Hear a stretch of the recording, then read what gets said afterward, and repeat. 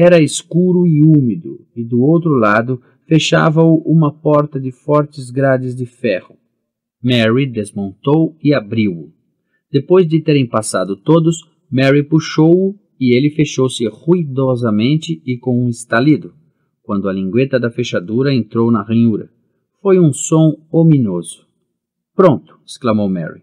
Saíram do Shire e agora encontram-se na orla da Floresta Velha. As histórias que contam a respeito dela são verdadeiras? Perguntou Pippin. Não sei a que histórias te referes. Se te referes às antigas histórias de papões que as amas do gorducho lhe contavam, acerca de duendes, lobos e coisas assim, devo dizer-te que não. De qualquer modo, eu não acredito nelas. Mas a floresta é estranha. Tudo nela está muito mais vivo, muito mais consciente do que se passa, por assim dizer, do que as coisas do Shire. E as árvores não gostam de desconhecidos. Observam-nos. Geralmente limitam-se a observar-nos enquanto a luz do dia dura, e pouco fazem. De vez em quando, as mais antagônicas podem deixar cair um ramo, ou estender uma raiz, ou prender-nos com um sarmento comprido. Mas à noite as coisas podem ser mais alarmantes, ou pelo menos foi o que me disseram. Só aqui estive uma ou duas vezes depois de anoitecer, e mesmo assim não me afastei da orla da floresta. Tive a impressão de que todas as árvores estavam a segredar umas com as outras, a transmitir notícias e intrigas numa linguagem incompreensível, e os ramos oscilavam e pareciam tatear, embora não estivesse vento nenhum. Dizem que as árvores se mexem realmente, e são capazes de cercar desconhecidos e não os deixar passar. Efetivamente, há muito tempo, atacaram a vedação, aproximaram-se, instalaram-se mesmo ao lado dela e inclinaram-se para o seu lado. Mas os hobbits acorreram, abateram centenas de árvores, fizeram uma grande fogueira na floresta e queimaram o solo todo, numa longa faixa a leste da vedação. Depois disso, as árvores desistiram de atacar, mas tornaram-se muito hostis. Ainda há um grande espaço deserto, não muito para o interior, onde fizeram a fogueira. São só as árvores que são perigosas? Perguntou Pippin. Vivem diversas coisas estranhas no coração da floresta e do lado oposto, ou pelo menos assim ouvi dizer, respondeu-lhe Mary. Nunca vi nenhuma delas, porém, mas há qualquer coisa que faz caminhos. Seja aonde for que vamos para o interior, encontramos carreiros que, de vez em quando, parecem mudar de lugar de uma maneira estranha. Não muito longe deste túnel existe ou existiu durante muito tempo o começo de um carreiro largo que conduzia à clareira da fogueira e depois seguia, mais ou menos na nossa direção, para leste e depois para norte. É esse carreiro que vou tentar encontrar. Os hobbits afastaram-se da porta do túnel e atravessaram a larga depressão. Do lado oposto havia um carreiro pouco marcado, que subia para o solo da floresta, 100 metros ou mais para lá da vedação. Mas desapareceu assim que os conduziu debaixo das árvores. Os companheiros olharam para trás e viram a linha escura da vedação através dos troncos das árvores que já se adensavam à sua volta. Olhando em frente, porém, só viam troncos de árvores de inúmeros tamanhos e feitios, direitas ou curvadas, torcidas, inclinadas, atarracadas ou esguias, lisas ou nodosas e bifurcadas, e todos os troncos se apresentavam verdes ou cinzentos, musgosos e com rebentos viscosos e desgrenhados. Só Mary parecia relativamente animado. É melhor ires à frente para encontrares o tal carreiro, disse-lhe Frodo. É de toda a conveniência não nos perdermos uns dos outros, nem nos esquecermos de que lado fica a vedação. Escolheram um caminho entre árvores e os pôneis foram avançando a custo, evitando cuidadosamente as muitas raízes estendidas e entrelaçadas. Não havia submato. O solo subia sempre e, à medida que avançavam, parecia que as árvores se tornavam mais altas, mais escuras e mais densas. Não se ouvia qualquer som, a não ser o de uma ocasional gota de umidade a cair através das folhas paradas. Por enquanto, também não se ouviam quaisquer murmúrios nem movimentos entre os ramos, mas todos eles tinham a desagradável sensação de estarem a ser observados com uma desaprovação que tocava as raias da antipatia e até da inimizade. A sensação foi aumentando e eles começaram a olhar rapidamente para cima ou para trás, por cima do ombro, como se esperassem uma agressão súbita. Continuava a não haver qualquer vestígio de carreiro e as árvores pareciam barrar-lhes constantemente o caminho. De súbito, Pippin não se pôde conter mais e gritou: Oi, oi, não vou fazer mal nenhum, só peço que me deixem passar, sim? Os outros pararam, sobressaltados, mas o grito morreu como que abafado por pesada cortina.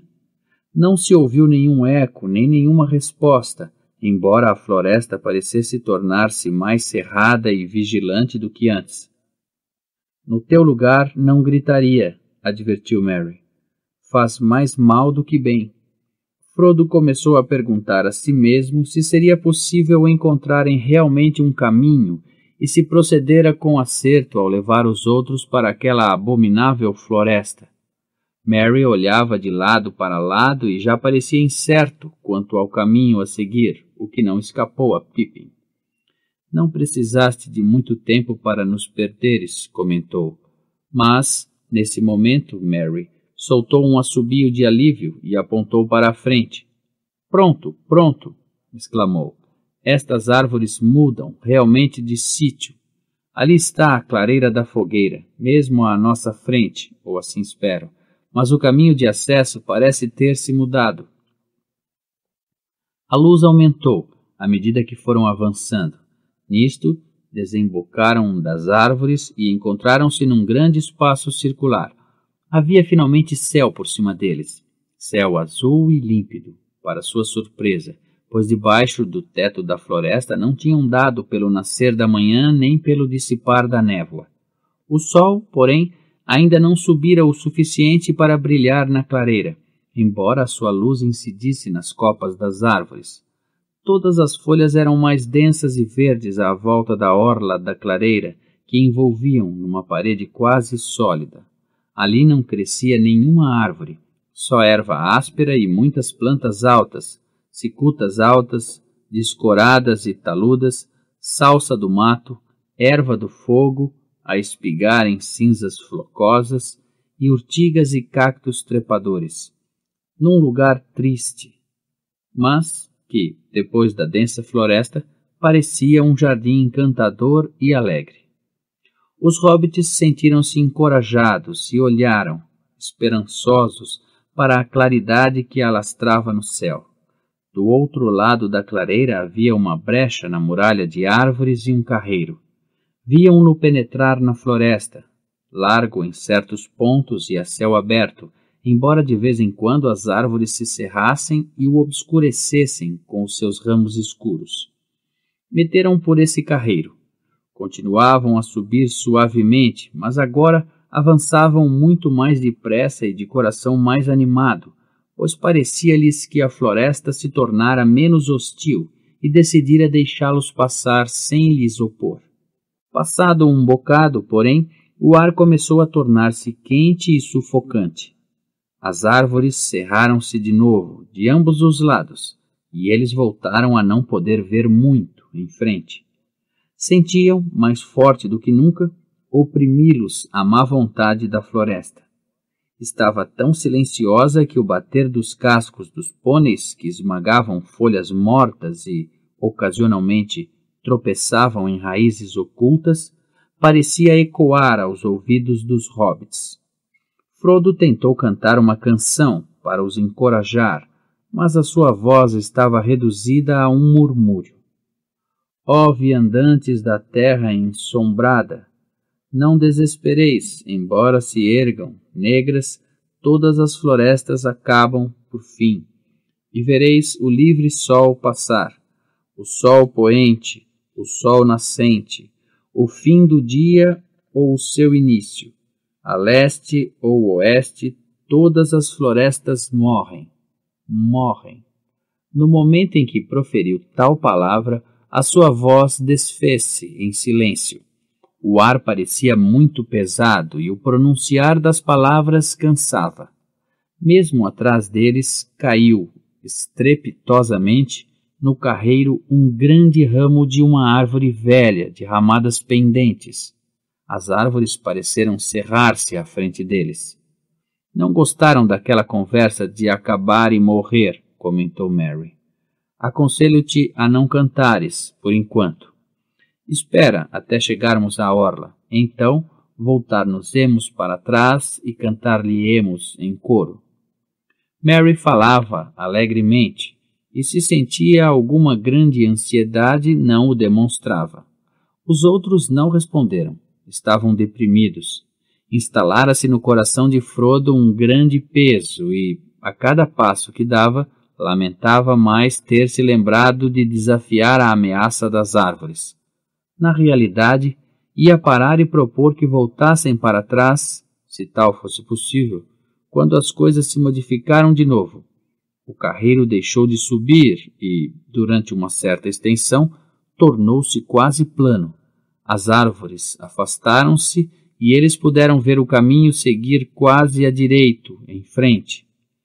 Nessa direção, mas a alguma distância, erguia-se o cume de uma colina verde e sem árvores, como uma cabeça calva a emergir da floresta circundante. O carreiro parecia seguir à direita para lá. Avançaram apressadamente, encantados com a ideia de, durante um bocado, cavalgarem acima do teto da floresta. O carreiro desceu e depois recomeçou a subir, até os levar, finalmente, ao sopé da íngreme encosta. Aí abandonava as árvores e desaparecia na turfa. A floresta erguia-se a toda a volta do monte, como o cabelo basto que terminava bruscamente num círculo à roda de uma coroa rapada. Os hobbits conduziram os seus pôneis, sempre às voltas, até chegarem ao cimo, onde pararam a olhar em redor. Havia sol, mas o ar estava enevoado e não lhes permitia um raio de visão muito grande. Nas imediações, a neblina quase desaparecera, embora ainda pairasse aqui e ali em depressões da floresta. Para sul deles, o nevoeiro continuava a subir, como vapor ou farrapos de fumo branco de uma ravina funda que atravessava a floresta. Aquilo, disse Mary a apontar, é o curso do Withwindle. Desce das colinas e corre para sudoeste pelo meio da floresta para se juntar ao Brandevinho, abaixo de Haysen. Não queremos ir para esse lado. Consta que o vale do Withwindle é a parte mais estranha de toda a floresta, como que o centro de onde provém toda a singularidade. Os outros olharam na direção apontada por Mary, mas pouco mais viram do que neblina sobre o vale úmido e fundo, do outro lado do qual a metade sul da floresta deixava de se ver. O sol começava a tornar-se quente no cimo do monte. Deviam ser umas 11 horas. No entanto, a névoa outonal ainda os impedia de ver grande coisa nas outras direções. A oeste, não conseguiam distinguir nem a linha da vedação, nem o vale do Brandevinho, para lá dela. A norte, para onde olhavam com mais esperança, não logravam vislumbrar nada que pudesse ser o traçado da grande estrada do leste, para a qual se dirigiam. Estavam numa ilha no meio de um mar de árvores e o horizonte encontrava-se oculto. Do lado de sudeste, o solo descia com grande declive, como se as vertentes do monte continuassem a descer muito por baixo das árvores, conforme acontece com as costas das ilhas, que na realidade são os lados de uma montanha que emerge do abismo do mar. Sentaram-se na orla verde e olharam para o arvoredo, embaixo, enquanto comiam a refeição do dia a dia. Quando o sol subiu e ultrapassou o zênite, distinguiram muito ao longe, no leste, os contornos verde acinzentados das colinas que ficavam para lá da floresta velha, desse lado. Isso animou-os muito, pois era bom avistar qualquer coisa que ficava para lá das fronteiras da floresta, embora não tencionassem ir para esse lado se pudessem evitá-lo. As colinas das Antas tinham uma fama tão sinistra nas lendas hobbitianas como a própria floresta velha. Por fim, decidiram prosseguir. O carreiro que os levara ao monte reapareceu do lado norte. No entanto, tinham começado a percorrê-lo havia pouco tempo, quando se aperceberam de que se desviava sistematicamente para a direita. Em breve começou a descer rapidamente, e eles calcularam que devia seguir na direção do vale do Whitwindle, isto é, de modo nenhum na direção que pretendiam. Após alguma discussão, resolveram abandonar o enganoso caminho e enveredar para norte, pois, embora não tivessem conseguido distingui-la do cume do monte, a estrada devia ficar para esse lado e não podiam faltar muitos quilômetros para lá chegar. Além disso, para norte e à esquerda do caminho, o terreno parecia mais seco e mais aberto, a subir para encostas onde as árvores eram menos cerradas e pinheiros e abetos substituíam os carvalhos e os freixos e outras árvores estranhas e de nome desconhecido da floresta mais densa. Ao princípio, a escolha pareceu boa. Avançaram a uma velocidade razoável, apesar de, todas as vezes que vislumbravam o sol numa clareira, experimentarem a inexplicável impressão de se haverem desviado para leste. Passado algum tempo, porém, as árvores começaram a adensar-se de novo, precisamente onde, de longe, tinham parecido menos densas e emaranhadas. Depois surgiram inesperadamente grandes covas no terreno, como sulcos de grandes rodas gigantes ou fossos largos e estranhas afundadas, havia muito em desuso e invadidas pelas silvas. Apareciam em geral atravessadas na sua linha de marcha e só podiam ser ultrapassadas descendo por um lado e subindo pelo outro, o que, por causa dos pôneis, se tornava incômodo e difícil. Todas as vezes que desciam encontravam a cavidade cheia de arbustos densos e submato emaranhado que, inexplicavelmente, não cedia do lado esquerdo e só lhes dava passagem quando se viravam para a direita. Tinham sempre de percorrer alguma distância, no fundo, antes de encontrarem um carreiro que lhes permitisse subir pela ladeira oposta.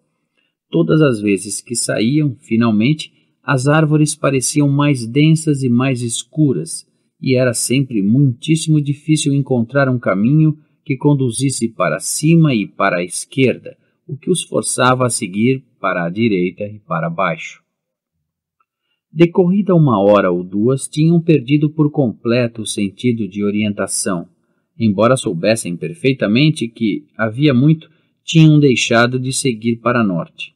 Estavam a ser desviados e a percorrer, pura e simplesmente, um rumo escolhido para eles, para leste e sul, para o coração da floresta e não para fora dela.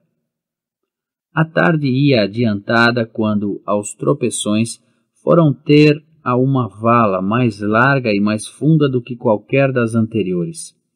Era de tal maneira íngreme que se lhes tornou impossível sair dela, que por um lado, que pelo outro, sem abandonarem os pôneis e a bagagem. A única coisa que lhes restava era seguir a vala, para baixo. O solo tornou-se macio e, em certos pontos, pantanoso. Apareceram nascentes nos aterros e, em breve, os hobbits estavam a seguir o curso de um regato que corria e rumorejava através de um leito ervoso. Depois o solo começou a descer rapidamente e o regato, que se tornou mais forte e barulhento, a correr e a saltar pelo declive abaixo. Encontravam-se numa espécie de desfiladeiro penumbrento, sob uma arcada de árvores, lá muito em cima. Depois de tropeçarem como podiam ao longo do regato durante algum tempo, desembocaram repentinamente da penumbra. Viram a luz do dia à sua frente, como se jorrasse através de uma porta. Quando chegaram à abertura, verificaram que tinham descido pela fissura de um aterro alto e íngreme, quase de um penhasco, a cujos pés havia um largo espaço de erva e juncos. Ao longe, distinguia-se outro aterro quase tão íngreme como aquele. Uma tarde dourada de sol tardio ganhava, quente e sonolenta, a terra oculta entre os dois. No meio serpenteava indolentemente um rio escuro de água castanha, bordejado por velhos salgueiros com uma abóbada de salgueiros, bloqueado por salgueiros caídos e salpicado por milhares de desbotadas folhas de salgueiros. O próprio ar estava cheio de folhas de salgueiro que caíam, lentas e amarelas, dos ramos, pois soprava no vale uma brisa suave que agitava os juncos e fazia estalar os ramos das árvores. Bem, agora tenho, finalmente, uma vaga ideia de onde estamos, exclamou Mary. Viemos quase na direção oposta àquela que pretendíamos. Este é o rio Whitwindle. Vou avançar mais um pouco e explorar. Saiu para a claridade do sol e desapareceu no meio da erva alta. Reapareceu pouco depois e informou haver solo relativamente sólido entre a base do penhasco e o rio, e que, em alguns pontos, havia turfa firme até a beira d'água. Mas, acrescentou, parece haver qualquer coisa parecida com um carreiro a serpentear desde lado do rio. Se virarmos à esquerda e o seguirmos, creio que, eventualmente, acabaremos por desembocar do lado leste da floresta. Deveras? Perguntou Pippin. Isto, claro, se o carreiro se prolongar até lá e não nos conduzir pura e simplesmente a um pântano, onde nos abandone. Quem te parece que fez o carreiro e por quê? Tenho a certeza de que não foi para nosso benefício. Estou a ficar muito desconfiado com esta floresta e tudo quanto ela contém, e começo a acreditar nas histórias todas que se contam a seu respeito. Já agora, fazes alguma ideia da distância para leste que teremos de percorrer? Não faço, respondeu Mary. Não imagino até que ponto descemos o Whitwindle, nem quem poderia aqui vir com frequência suficiente para abrir um carreiro, mas não me ocorre nenhuma outra saída. Como não havia efetivamente outra coisa a fazer, colocaram-se em fila e Mary conduziu-os ao caminho que descobrira. Os juncos e a erva eram luxuriantes e altos em toda a parte e algumas vezes subiam-lhes muito acima da cabeça. Mas, uma vez encontrado, o carreiro era fácil de seguir, apesar de zigue-zaguear à procura do solo mais firme entre brejos e charcos. Aqui e ali passava por cima de outros córregos que desciam para o Whitwindle, por sulcos abertos nas terras florestais mais altas. Nesses pontos havia troncos de árvores ou molhos de lenha dispostos cuidadosamente a servir de ponte. Os hobbits começaram a sentir calor. Autênticos exércitos de moscas de todas as espécies zumbiam-lhes à volta das orelhas e o sol vespertino queimava-lhes as costas. Por fim, desembocaram subitamente numa zona de leve sombra, com grandes ramos cinzentos, e estenderam-se sobre o carreiro. Cada passo em frente tornou-se mais relutante do que o anterior. Dir-se-ia que a sonolência saía do solo e lhe subia pelas pernas e caía suavemente do ar para suas cabeças e os seus olhos. Frodo sentiu o queixo descair e a cabeça pender. Mesmo à sua frente, Pippin caiu de joelhos. Frodo parou. É inútil, ouviu Merry dizer. Não posso avançar nem mais um passo, nem descansar. Tenho de passar pelas brasas. Está fresco debaixo dos salgueiros. Menos moscas. Aquilo não agradou nada a Frodo, que gritou: Vamos para a frente, ainda não podemos dormir. Primeiro temos de sair da floresta. Mas os outros estavam tão exaustos que lhe não deram ouvidos. Ao lado dele, Sam bocejava e pestanejava estupidamente. De súbito, o próprio Frodo sentiu o sono dominá-lo. A cabeça andou-lhe à roda. Não se ouvia praticamente um som no ar. As moscas tinham parado de zumbir, e só um ruído nos limites da consciência auditiva, o suave murmúrio de uma canção meio segredada, parecia agitar os ramos em cima. Levantou os olhos de pálpebras pesadas e viu inclinar-se por cima dele um grande salgueiro, velho e cinzento.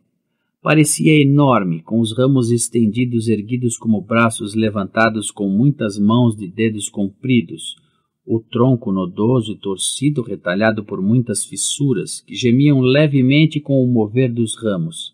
As folhas, que se agitavam recortadas no céu luminoso, ofuscaram Frodo, que caiu e ficou onde caiu, na erva. Merry e Pippin arrastaram-se para a frente e deitaram-se de costas para o tronco do salgueiro. Atrás deles, as grandes fendas escancararam-se para os receber, enquanto a árvore oscilava e estalava. Olharam para cima para as folhas cinzentas e amarelas que se agitavam suavemente na luz e pareciam cantar. Fecharam os olhos e tiveram quase a sensação de ouvir palavras frescas, que diziam qualquer coisa a respeito de água e sono. Entregaram-se a essa espécie de encantamento e adormeceram profundamente aos pés do grande salgueiro cinzento. Frodo ficou uns momentos caído a lutar com o sono que o dominava. Depois, com um grande esforço, conseguiu levantar-se. Sentia um desejo irresistível de água fria. "Espera por mim, Sam", tartamudeou. "Tenho de banhar os pés um instantinho." Meio a sonhar, dirigiu-se para o lado da árvore voltado para o rio, onde grandes raízes sinuosas mergulhavam na corrente, como libélulas nodosas a esticarem-se para beber. Escarranchou-se numa das raízes e mergulhou os pés na fresca água castanha. Tanto bastou para que adormecesse também repentinamente encostado à árvore. Sam sentou-se, coçou a cabeça e bocejou como uma caverna. Estava preocupado. A tarde avançava e aquela súbita sonolência parecia-lhe estranha. "Há nisto mais qualquer coisa do que sol e ar quente", pensou. "Não gosto desta grande árvore, não confio nela. Logo lhe havia de dar agora para cantar a respeito de dormir. Não. Não pode ser."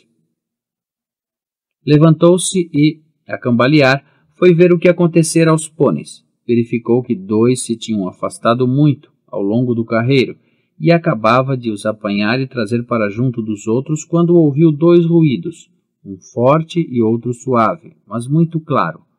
Um foi o splash de qualquer coisa pesada a cair na água. O outro lembrou o estalido de uma fechadura, quando uma porta se fecha devagarinho. Correu para o rio.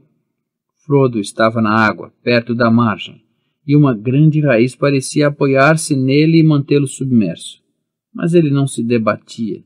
Sam agarrou-o pelo casaco e tirou-o debaixo da raiz, e depois, com dificuldade, puxou-o para a terra. Frodo acordou quase imediatamente e tossiu, engasgado. "Sabes uma coisa, Sam?" perguntou por fim. "A maldita árvore atirou-me para a água. Eu senti. A grande raiz virou-se e deixou-me cair." "Suponho que estava a sonhar, Sr. Frodo", redarguiu Sam. "Não se devia ter sentado num sítio daqueles, se tinha sono." "Os outros?" perguntou Frodo. "Que espécie de sonhos estarão a ter?" Contornaram o tronco para o outro lado da árvore e Sam compreendeu o estalido que ouvira. Pippin desaparecera. A fenda junto da qual se deitara fechara-se de tal modo que não se via a mínima abertura. Quanto a Merry, estava como que apanhado numa armadilha. Outra fenda fechara-se à volta de sua cintura. Ficara com as pernas de fora, mas o resto do corpo estava do lado interior da abertura escura, cujas bordas o prendiam como uma pinça.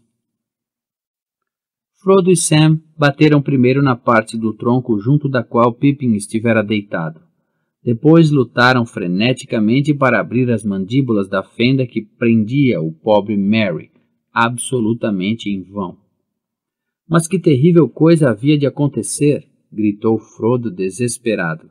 "Por que viemos por esta hedionda floresta? Quem me dera que estivéssemos todos na cova dos grilos." Desatou aos pontapés a árvore com toda a força, sem pensar nos próprios pés. Um tremor quase imperceptível percorreu o tronco até os ramos e as folhas agitaram-se e murmuraram, mas dessa vez com um som que lembrava um riso leve e distante. Não temos nenhum machado entre a nossa bagagem, Sr. Frodo? Perguntou Sam. Trouxe uma machadinha para partir lenha, respondeu Frodo. Não servirá de muito. Espere um momento, gritou Sam, que tivera uma ideia sugerida pela palavra lenha. Talvez conseguíssemos alguma coisa com o lume. Talvez, admitiu Frodo, duvidoso. Talvez conseguíssemos assar o Pippin vivo lá dentro. Poderíamos tentar magoar ou assustar essa árvore, para começar, declarou Sam, furioso. Se nem mesmo assim o soltar, deito-a abaixo, nem que tenha de a roer. Correu para os pôneis e pouco depois voltou com 2 caixas de pederneira e uma machadinha. Rapidamente, juntaram erva e folhas secas e bocados de casca de árvore e amontoaram gravetos partidos de tronquinhos cortados.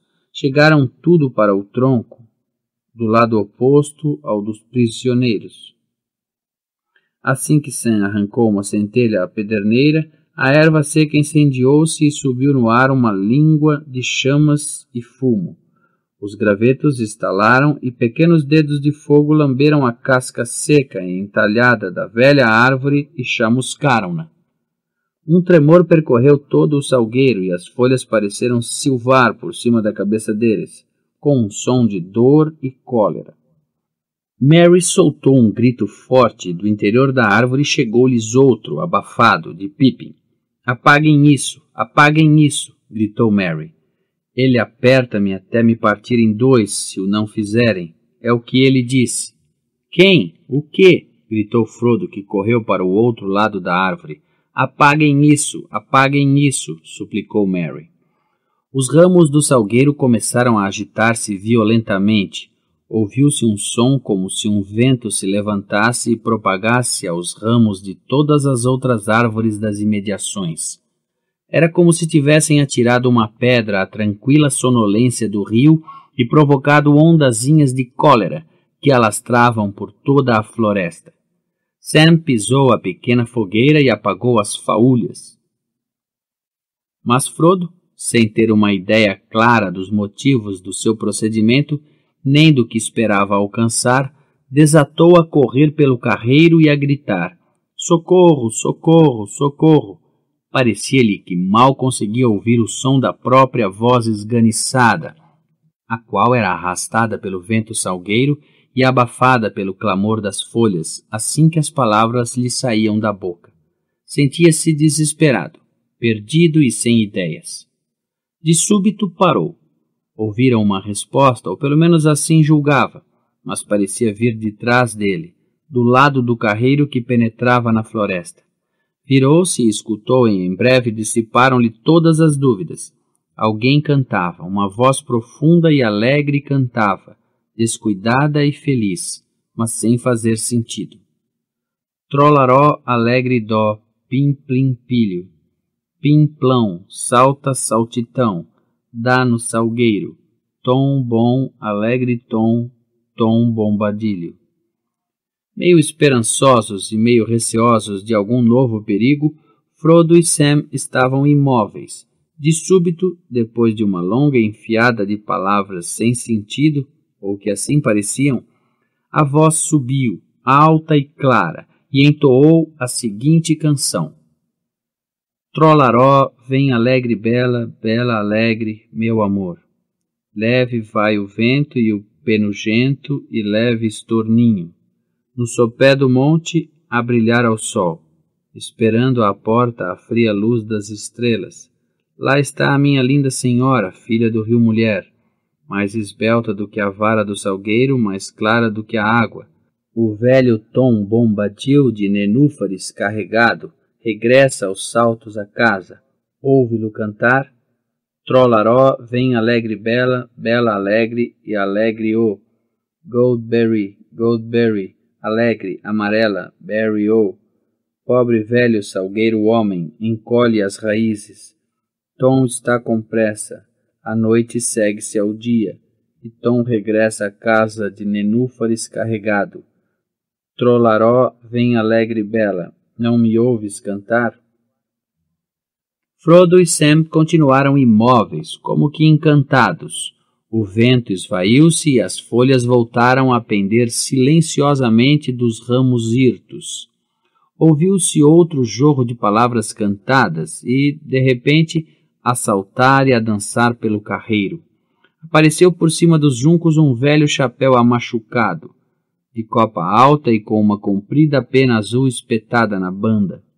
Mais um salto e um pulo e surgiu à vista um homem. Ou assim parecia.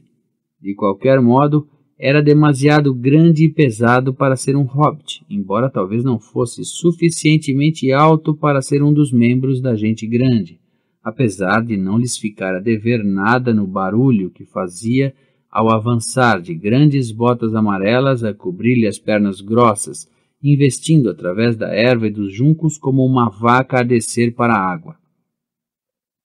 Usava casaco azul e tinha longa barba castanha.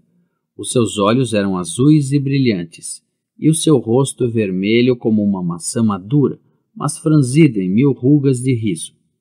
Levava nas mãos, numa grande folha, como se fosse uma bandeja, um montinho de nenúfares brancos. «Socorro!» gritaram Frodo e Sam, a correr para ele de mãos estendidas. Elá, tenham calma!» gritou o velho, levantando uma das mãos, e os 2 hobbits estacaram como se os tivesse imobilizado. «Agora digam-me, meus pequeninos, aonde iam a soprar como foles? Que se passa aqui, hein? Sabem que eu sou? Sou Tom Bombadil.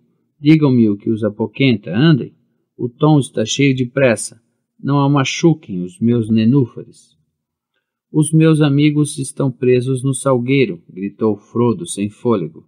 «O Sr. Merry está a ser apertado numa fenda», gritou também Sam. «O quê?» exclamou Tom Bombadil, e deu um salto no ar. «O velho salgueiro homem? Não aconteceu nada pior do que isso, hein?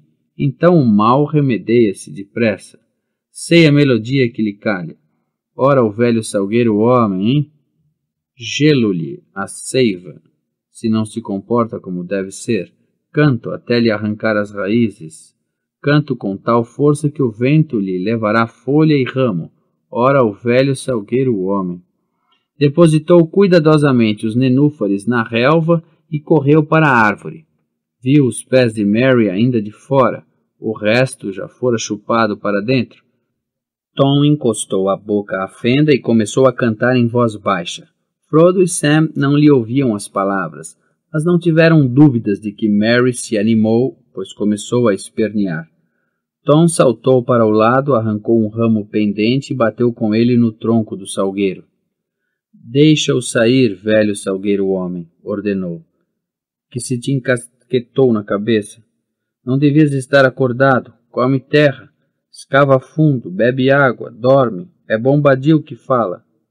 Agarrou nos pés de Merry e puxou-o para fora da fenda, que alargara subitamente. Ouviu-se um ranger, um rasgar, e a outra fenda abriu-se também, e Pippin saltou cá para fora, como se tivesse levado um pontapé. Depois, com um estalido forte, ambas as fendas voltaram a fechar-se. A árvore foi percorrida por um estremecimento das raízes à copa, e ficou tudo silencioso. «Obrigado», agradeceram os hobbits, um após outro. Tom Bombadil desatou a rir. «Muito bem, meus pequeninos», exclamou ao mesmo tempo que se inclinava para lhes poder ver a cara. «Venham para casa comigo. A mesa está posta, com natas amarelas, favos de mel, pão branco e manteiga. Goldberry espera. Há tempo para fazer perguntas à volta da mesa do jantar. Sigam-me o mais depressa que puderem, sim?» Pegou nos nenúfares e, depois de acenar com a mão num convite, partiu pelo carreiro a saltar e a dançar, para leste, sempre a cantar muito alto e sem sentido. Incapazes de falar, tão grandes eram a surpresa e o alívio, os hobbits seguiram-no o mais depressa que puderam, mas que não chegou. Tom não tardou a desaparecer à frente deles, e o som do seu cantar tornou-se mais fraco e distante. De súbito, voltaram a ouvir-lhe a voz, como se flutuasse na direção deles, num vibrante "Então?" "Toca a saltar, amiguinhos, pelo window acima. Tom vai à frente para as velas acender. A ocidente afunda-se o sol e em breve de tatear tereis. Quando as sombras da noite descerem, a porta abrir-se-á, e nos vidros da janela a luz amarela brilhará. Não temais o preto amieiro, não escuteis o velho salgueiro, não receeis raiz nem galho. Tom vai à frente. Trolaró, alegre dó, estaremos à vossa espera." Depois disso, os hobbits não ouviram mais nada. Quase imediatamente, o sol pareceu afundar-se nas árvores atrás deles. Recordaram a luz oblíqua do entardecer a cintilar no rio Brandevinho e as janelas da fiveleira, a começarem a iluminar-se com centenas de luzes. Projetavam-se neles grandes sombras. Troncos e ramos de árvores pendiam, escuros e ameaçadores, para o carreiro. Começaram a subir do rio névoas brancas, que se enrolavam sobre a superfície da água e se espalhavam à volta das raízes das árvores nas margens. Do próprio solo a seus pés subia um vapor sombrio, que se misturava com o crepúsculo que alastrava rapidamente. Tornou-se difícil seguir o carreiro e sentiram-se muito cansados, como se as suas pernas fossem de chumbo. Soavam estranhos ruídos furtivos entre os arbustos e os juncos de ambos os lados do caminho, e se olhavam para cima, para o céu pálido, viam estranhos rostos disformes e nodosos que sobressaíam, escuros, do crepúsculo e pareciam rir sinistramente deles, dos barrancos altos e das orlas da floresta. Começaram a ter a sensação de que toda aquela região era irreal, e que iam tropeçando através de um sonho ominoso que não conduzia a nenhum despertar. Quando sentiram os passos afrouxar antes de parar, notaram que o solo subia suavemente. A água começou a murmurar. Na escuridão, distinguiram o brilho branco da espuma, no ponto onde o rio se despenhava numa pequena queda de água. De súbito, as árvores acabaram e as névoas ficaram para trás. Saíram da floresta e deparou-se-lhes um vasto espaço de erva a subir à sua frente. O rio, agora pequeno e rápido, saltava alegremente ao encontro deles, cintilando aqui e ali a luz das estrelas que já brilhavam no céu. A erva que pisavam era macia e curta, como se tivesse sido cortada ou aparada. As folhas da floresta atrás deles também pareciam aparadas como para formar uma sebe. Agora viam perfeitamente o caminho à sua frente, bem tratado e ladeado de pedras. Subia aos zigue-zagues para o cimo de um cabeço relvoso, que a pálida noite estrelada acinzentava. Mais acima, noutra encosta, viram o piscar das luzes de uma casa. O carreiro voltou a descer e depois a subir por uma longa e suave vertente de turfa na direção da luz. De súbito, um largo feixe de luz amarela jorrou de uma porta que se abriu. Era a casa de Tom Bombadil,